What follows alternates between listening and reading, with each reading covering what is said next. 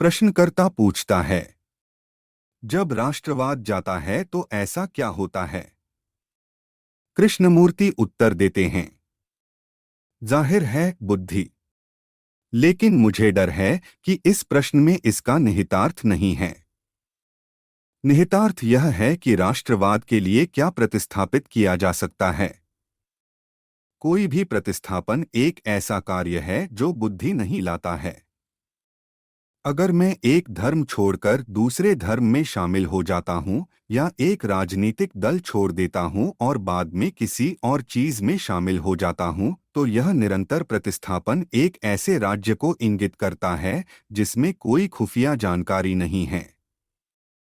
राष्ट्रवाद कैसे चलता है? केवल इसके पूर्ण निहितार्थों को समझने से, इसकी जांच करके, बाहरी और आंतरिक कार्रवाई में इसके महत्व के बारे में जागरूक होने से। बाहरी रूप से यह लोगों, वर्गीकरणों, युद्धों और विनाश के बीच विभाजन लाता है, जो किसी के लिए भी स्पष्ट है जो चौकस है।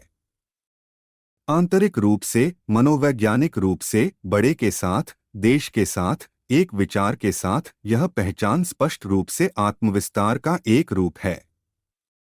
एक छोटे से गांव या बड़े शहर में रहते हुए या जो कुछ भी हो, मैं कोई नहीं हूँ, लेकिन अगर मैं खुद को बड़े देश के साथ पहचानता हूँ, अगर मैं खुद को हिंदू कहता हूँ, तो यह मेरे घमंड को खुश करता है। यह मुझे संतुष्टि, प्रतिष्ठा, कल्याण की भावना देता है। और बड़े के साथ यह पहचान, जो उन लोगों के लिए एक मनोवैज्ञानिक आवश्यकता है जो महसूस करते हैं कि आत्मविस्तार आवश्यक है, लोगों के बीच संघर्ष भी पैदा करता है। इस प्रकार राष्ट्रवाद न केवल बाहरी संघर्ष पैदा करता है, बल्कि आंतरिक निराशा पैदा करता है। जब कोई राष्ट्रवाद को समझता है, राष्ट्रवाद की पूरी प्रक्रिया को समझता है, तो वह दूर हो जाता है। राष्ट्रवाद की समझ बुद्धिमत्ता के माध्यम से, ध्यान से देखने से, राष्ट्रवाद देशभक्ति की पूरी प्रक्रिया की जांच करके आती है। उस परीक्षा से बुद्धि आती है और फिर राष्ट्रवाद के लिए किसी और चीज का कोई प्रतिस्थापन नहीं होता है। जिस क्षण आप धर्म को राष्ट्रीयवाद के लिए प्रतिस्थापित करते हैं, धर्म आत्मविस्तार का एक और साधन बन जाता है, मनोवैज्ञानिक चिंता का एक और स्रोत, एक विश्वास के माध्यम से खुद को खिलाने का एक साधन।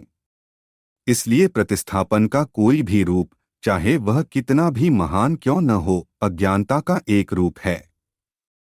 यह एक आदमी द्वारा च्यूइंग गम या सुपारी या धूम्रपान के लिए जो कुछ भी है, उसे प्रतिस्थापित करने जैसा है। जबकि अगर कोई वास्तव में धूम्रपान की पूरी समस्या, आदतों, संवेदनाओं, मनोवैज्ञानिक मांगों और बाकी सभी को समझता है, तो धूम्रपान दूर हो जाता है।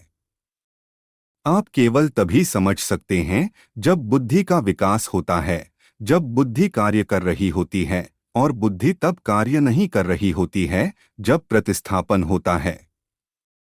प्रतिस्थापन केवल आत्मरिश्वतखोरी का एक रूप है, ताकि आपको ऐसा करने के लिए नहीं बल्कि ऐसा करने के लिए लुभाया जा सके।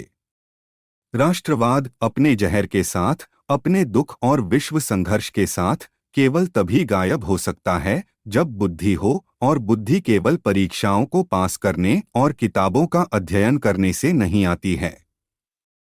बुद्धिमत्ता तब अस्तित्व में आती है जब हम समस्याओं को समझते हैं क्योंकि वे उत्पन्न होते हैं। जब समस्या को उसके विभिन्न स्तरों पर, न केवल बाहरी भाग की, बल्कि इसके आंतरिक मनोवैज्ञानिक निहितार्थों की समझ होती है, तो उस प्रक्रिया में बुद्धि अस्तित्व में आती है।